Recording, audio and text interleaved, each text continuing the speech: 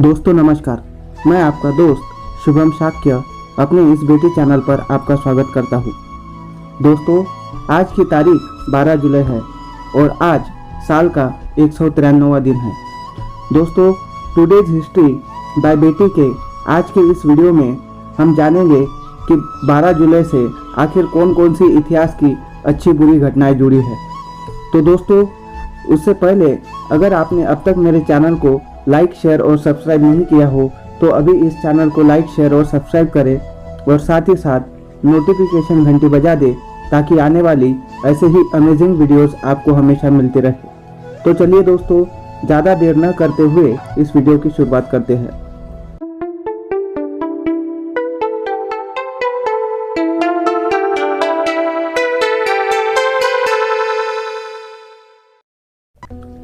दोस्तों, 12 जुलाई 1949 को मतलब आज के ही दिन गांधी जी की हत्या के 5 दिन बाद लगा आरएसएस पर बैन ठोस सबूत नहीं मिलने के कारण 16 महीने बाद आज के ही दिन सरकार को बदलना पड़ा था। दोस्तों, 30 जनवरी 1948 को नथुराम गोडसे ने महात्मा गांधी की हत्या कर दी थी। नथुराम गोडसे राष्ट्रीय स्वयंसेवक संघ मतलब आरएसएस का सदस्य रहा था। गांधी जी की हत्या के बाद आरएसएस प्रमुख गोलवलकर को गिरफ्तार कर लिया गया और 4 फरवरी 1948 को आरएसएस पर बैन लगा दिया गया था। कहा गया है कि अपने आदर्शों के विपरीत जाते हुए आरएसएस ने अवैध हथियार इकट्ठे किए और हिंसक गतिविधियों को अंजाम दिया था। हालांकि महात्मा गांधी की हत्या और संघ पर प्रतिबंध लगाए जाने के करीब महीने भर बाद गृह मंत्री सरदार वल्लभ भाई पटेल ने नेहरू को 27 फरवरी 1948 को एक चिट्ठी लिखी थी।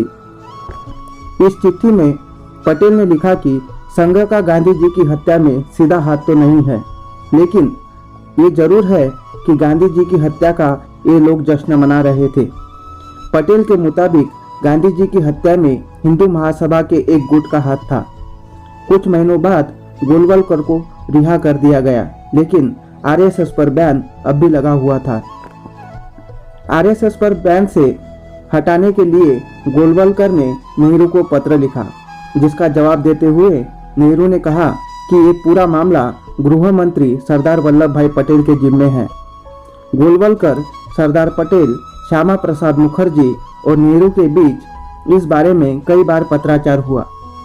10 नवंबर को नेहरू ने गोलवलकर को एक पत्र लिखा और कहा कि सरकार के पास आरएसएस के खिलाफ कई सबूत है, इस वजह से बैन नहीं हटाया जा सकता।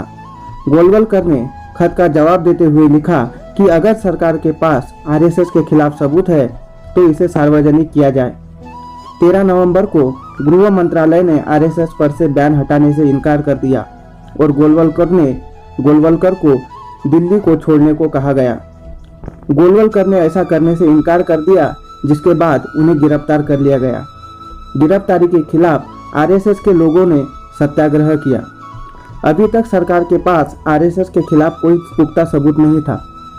यही वजह थी कि सरकार इस मामले में धीरे धीरे बैकफुट पर जा रही थी। आखिरकार आज ही के दिन मतलब 12 जुलाई को ही 1949 में सरकार ने कुछ शर्तों के साथ आरएसएस पर से बैन हटा दिया।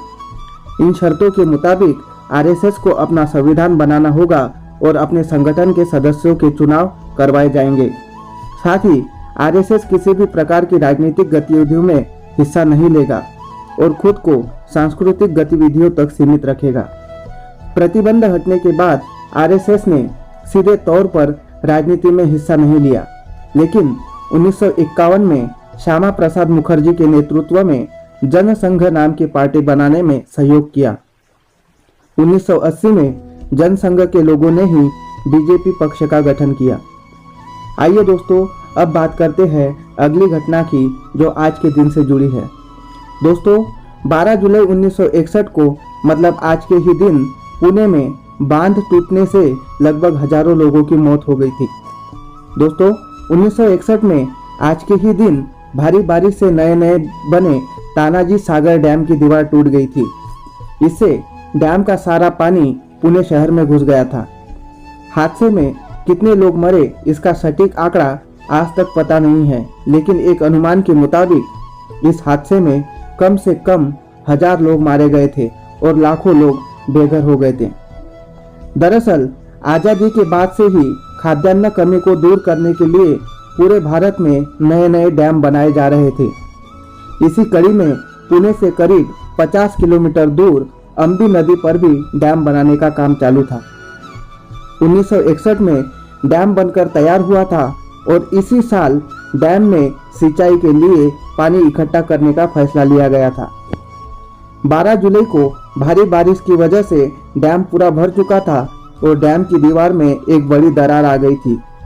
आनन फानन में सेना को बुलाया गया और सेना ने जवानों ने हजारों रेत की बोरियों को जमा कर बांध को टूटने से बचाने का प्रयास किया, लेकिन भारी बारिश की वजह से बांध की दीवार को बचाया नहीं जा सका। दीवार टूट गई और बांध का सारा पानी पुणे शहर में घुस गया। लोग घर बार छोड़ ऊंची जगहों पर भागने लगे, सड़कों पर नाव दौड़ने लगी। रात होते होते शहर में बाढ़ का पानी कम तो हुआ, लेकिन शहर का एक बड़ा हिस्सा बर्बाद हो चुका था। लगभग 1000 लोग मारे गए और हजारों घरों को नुकसान हुआ। महीनों तक पुनर्स्थापन का कार्य चलता रहा। कहा जाता है कि सेना के जवानों ने कुछ घंटों तक बांध की दीवार को टूटने से बचाए रखा।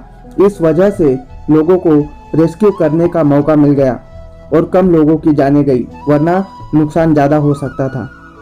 आइए दोस्तों, अब बात करते हैं आज की तारीख से जुड़ी अगली घटना की। दोस्तों, आज ही के दिन 1906 में दक्षिणी गोलार्ध में भेजा गया था पहला टेलीग्राफ मैसेज। दोस्तों, 1906 में करीब 300 किलोमीटर दूर टेलीग्राफ मैसेज 12 जुलाई को यानी आज के ही दिन भेजा गया था। तस्मानिया के गवर्नर गेराल्ड स्ट्रिकलैंड ने विक्टोरिया के गवर्नर नॉर्थ कोट तक मोर्स कोड के जरिए इस मैसेज को भेजा था। दक्षिणी गोलार्ध में मार्कोनी के बनाए टेलीग्राफ यंत्र के जरिए इतनी दूरी तक भेजा जाने वाला ये पहला मैसेज था। दोस्तों, कहा जाता है कि उस समय ये इतना बड़ा कारनामा था कि जब मैसेज विक्टोरिया पहुंचा तो वहां धूमधाम से इस पल को उत्सव की तरह सेलिब्रेट किया गया। दिन भर दुकानें बंद रही और लोग सड़कों पर उतरकर नाचने लगे। आइए दोस्तों, अब बात करते हैं 12 जुलाई से ही जुड़ी कुछ अन्य घटनाओं की। दोस्तों, 2013 में आज ही के दिन यानी 12 जुलाई को ही नोबेल पुरस्कार से सम्मानित मलाला यूसुफजई ने यूनाइटेड नेशंस को संबोधित किया था। आज मलाला यूसुफजई का जन्मदिन भी है। दोस्तों, 1982 में national bank for agriculture and rural development मतलब नाबार्ड की स्थापना हुई थी। दोस्तों, 1970 में आज के ही दिन अलकनंदा नदी में आई भीषण बाढ़ ने 600 से अधिक लोगों की जान ली थी। दोस्तों, 12 जुलाई को ही 1960 में भागलपुर और रांची यूनिवर्सिटी की स्थापना की गई थी। दोस्तों, आज ही के दिन मतलब 12 जुलाई को ही 1962 में British rock band rolling stone ने लंदन के एक क्लब में पहली बार परफॉर्म किया था। दोस्तों, 1862 में 12 जुलाई को ही अमेरिकी सेना ने युद्ध में सैनिकों की वीरता को पुरस्कृत करने के लिए द मेडल ऑफ ऑनर की शुरुआत की थी। तो दोस्तों, आशा करता हूँ आपको आज का टुडेज हिस्ट्री बाय बेटी ये पार्ट पसंद आया होगा।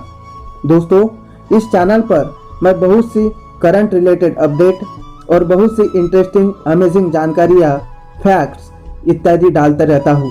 तो मैं एक बार फिर से आपसे अनुरोध करूँगा कि आप इस चैनल को एक बार सब्सक्राइब जरूर कर ले और साथ ही साथ नोटिफिकेशन घंटी बजा दे, ताकि आने वाली रोज की नई नई वीडियोस आपको हमेशा मिलती रहे और आप हमेशा अपडेट रहे और जानकार बनते रहे। तो चलिए दोस्तों, मिलते हैं अगले वीडियो में ऐसे ही किसी अमेजिंग जानकारी के साथ। तब तक के लिए स्वस्थ रहे, सुरक्षित रहे। जय हिंद, जय भारत।